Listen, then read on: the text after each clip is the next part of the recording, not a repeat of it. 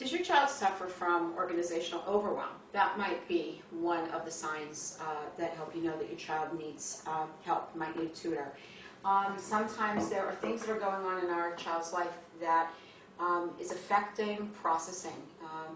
Our kids may just have too many things going on around them, and as we look at these different points of what could cause organizational overwhelm, we'll be able to think of some ways that we might be able to help our kids through that. But each of our kids may struggle with this in a different way. Some kids are incredibly organized. Everything is in its place. When they come home, they have a system of the way they do their homework, where they put their things, how they take care of their clothes. Other kids, things are just upside down. So it really just depends, but on the way the child is. But let's understand that, you know, one way or the other, they need to accomplish the tasks that are given them, and how much easier to do that when they're not so overwhelmed with the organizational stuff that has to take place in order for them to succeed, in order for them to finish a project, hand in their homework, do well on a test. So let's look at some of the things that might be inhibiting our kids with their organizational abilities. One of those things might be just a misaligned learning teaching style. Sometimes our kids sit in a class where it's very auditory, and all day long they're hearing the teacher talk, and then sometimes tests are interwoven in there, or maybe upcoming quiz or reminder of a homework assignment, but it's not written down anywhere. If our kids are very visual and they don't have the opportunity to see that on the board or to have that written down, it might miss getting put in their agenda book. As soon as they get out of that school setting, it's out of their mind, they don't remember.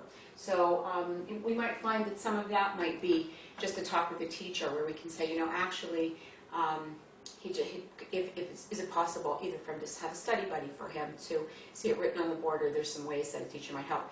Many teachers are more than willing to make those small tweaks that would help a child, because they want their kids to succeed as much as the parents do. The teachers want their children to, students to succeed as well. Another area is right brain, left brain setting.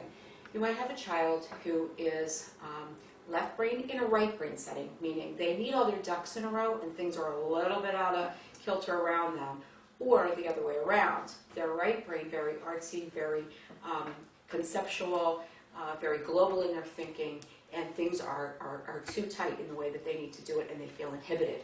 So some of that might cause overwhelm. And this is really just before we even touch a book, a backpack, a homework sheet. These things are just things that our kids are thinking through that are causing organizational overwhelm in their mind. We do need to come to stuff, because at times there is too much stuff around our kids, or when they bring homework home, they don't have, we'll get to this in a second about systems, they don't have a system to put everything into, so it just kind of keeps going into the black hole of their backpack. So sometimes that can be very overwhelming. Helping kids organize their stuff, keeping it separate from school, to home, to hobbies, different activities, where's all their sports stuff, where's all their school stuff, that kind of thing.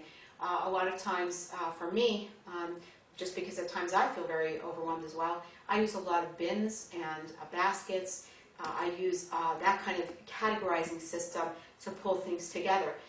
Some kids find it easier to keep things in a file, in a folder. Other kids need things to just be kept in a tray or in a bin.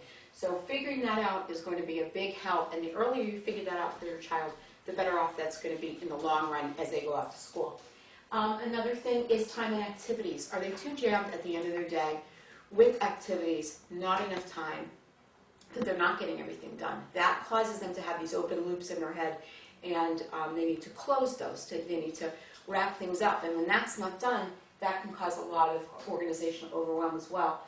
If there are too many activities, and also just not spending time well, at times we can find that kids really start to feel flustered, and the clutter in their brain just needs to move off the deck so that they can really accomplish things.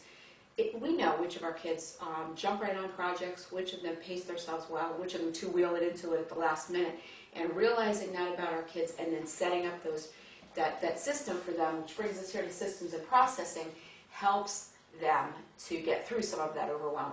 Part of the systems and processing that we might look at is your child affected adversely, or are they affected and in a great way from using color? Some kids, when they organize things and they see color, they gravitate right to it.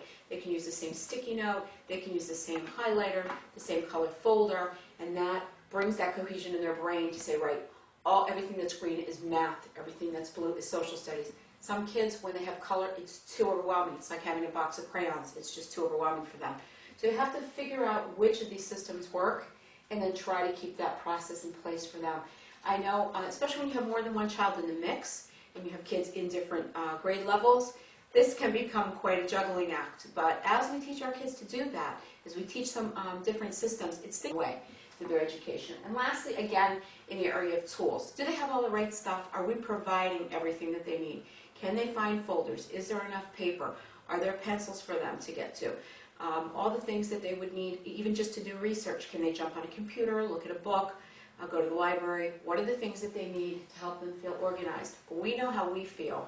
Just think of making something for dinner, and you're going to go through a recipe and you don't have this one ingredient, or you can't find your spatula, or you misplaced something, and now you're scurrying around. It's the same kind of thing with a child when they're trying to accomplish a task at school, and now think of all the things that are required of them in a school day. It can get quite overwhelming. So whether your child is 5 and just coming into the school age, or 15, 16 years old and kind of cresting at the top and coming down the other end with high school wrapping up in a few years, any of these things that we're going to put into them for organizational skills are going to be to their benefit as they head off for college and career. So these are just a few pointers, and we have more where that came from, so give us a call if we can give you a hand.